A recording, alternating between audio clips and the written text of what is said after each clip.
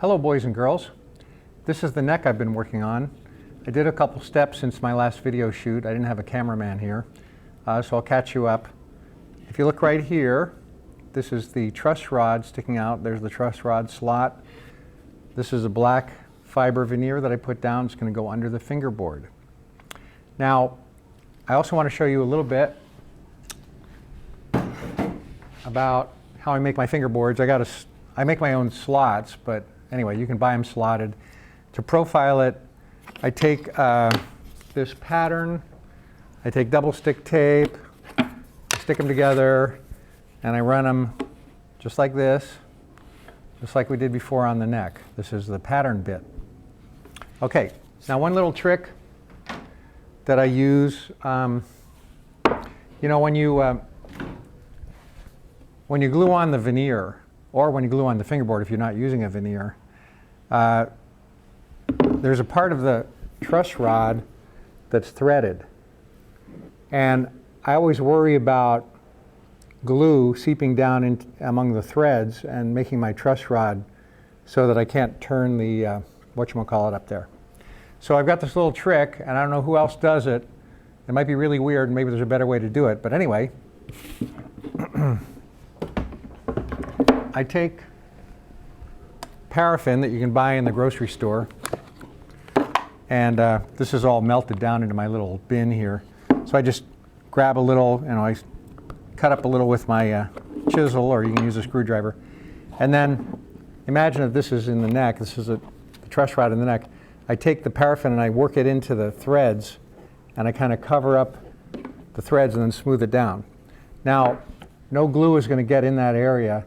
And also, if you think about it, paraffin's made of petroleum products, so it could act as a lubricant too. Voila.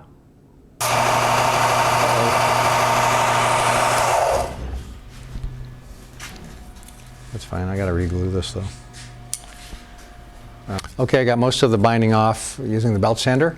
Now I'm gonna move to the granite block. This granite block has many uses. I bought it from Enco, and it's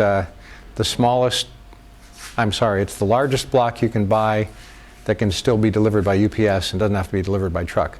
So it's not quite as long as I'd like, but I could barely carry it anyway as it was.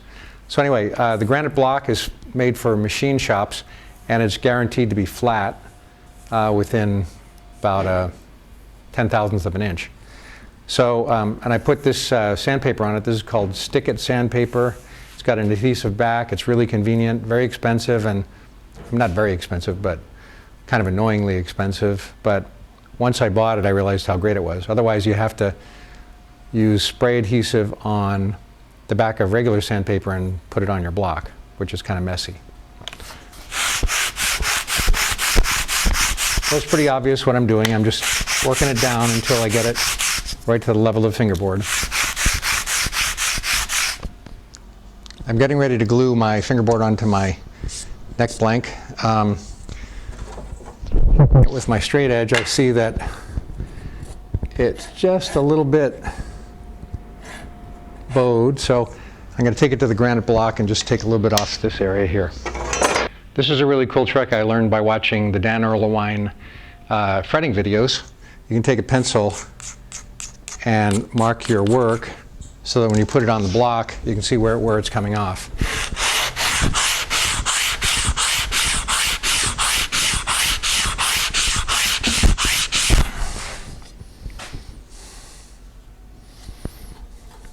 Actually, mark it all the way up the neck, and go to town on it.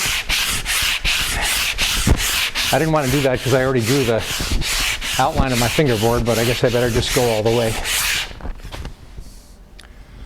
And it's interesting what reveals itself. Looks like there's a little dip here where I put the truss rod.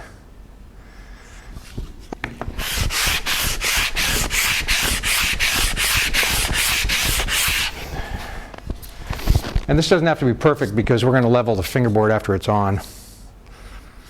I have to draw lines to show where I'm going to glue my fingerboard, and I'm going to use my digital calipers, not so much to measure, but I I can find out where the center is. I compare the two sides and put on a couple clamps, and when I get it right, I'll draw my lines.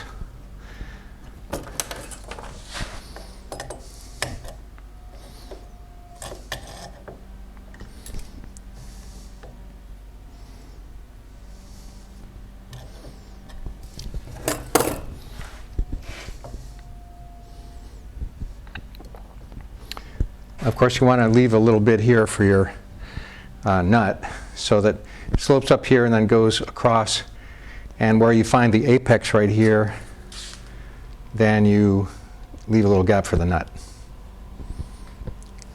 All right, I'm ready to draw my lines. Use my trusty white pencil.